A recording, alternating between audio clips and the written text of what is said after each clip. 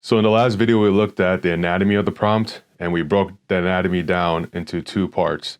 There was the topic and there was the task. To review, the topic is essentially the subject matter or the question of which the prompt is asking you to solve, and the task is the duties or the objectives and the steps you need to take to answer that question or to reveal that subject matter in the best way you can. So in this video, we're going to look at how to make your own prompt. The more you have control over your own prompt, the more you understand how the prompt works. Making your own prompt will help you stimulate your own ideas for future projects. So to start, we're going to review with a prompt that we looked at in the last video. That prompt reads, imagine that you have made it to the final round of interviews for your new job. Convince your prospective employers that you are the one who most deserves the position. So real quick, remember that the anatomy of the prompt consists of two things, the topic and the task. So in this prompt, quickly locate the topic and the task.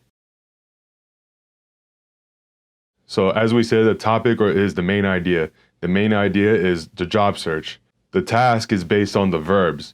So the verb here is convince. This answer should be persuasive in nature, and it will provide information about yourself and skills that you're good at for this job. So we can see a formula can be made based on the topic and task, and that is the main subject plus a verb or a task. When you see a topic plus a task, or maybe a main idea plus the actual duties, you've just created your own prompt, and now you're going to make the steps in order for you to answer the main idea or discover what the main idea is that you're referring to. So let's start by making our own prompt. So one of the most important things that you'll see in a prompt is a list of verbs. I'll attach them on here, but these verbs are like describe, illustrate, explain, convince, argue.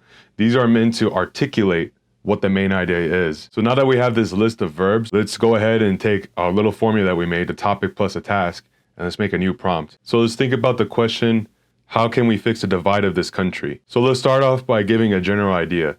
This country has seen a divide that it has not seen since the 1960s or even the 1800s. This divide is both cultural and economic. So you just gave the general idea or just the general subject of the thing you're trying to articulate. You're trying to talk about the cultural divide or divide of the country. So now attach an appropriate verb that you think will reveal the tasks or the objectives to answer your own question. So you can write your task as, illustrate some steps needed to help mend the country together and provide some examples of these in action.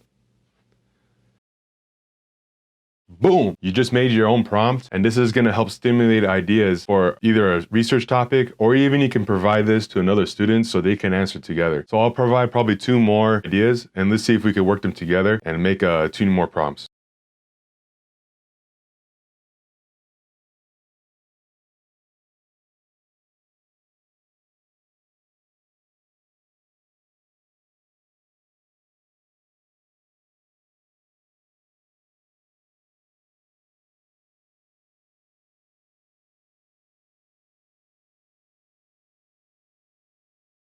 So that's pretty much it. You can see that making a prompt is really simple. And if you see a prompt given to you in an assignment or even in a test, you shouldn't be scared about it because it's really made of two things.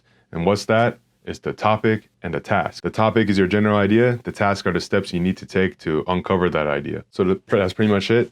Don't forget to keep working hard, focus on your main idea, do your best, revise, and just remember that whenever I revise, I remember that I love you.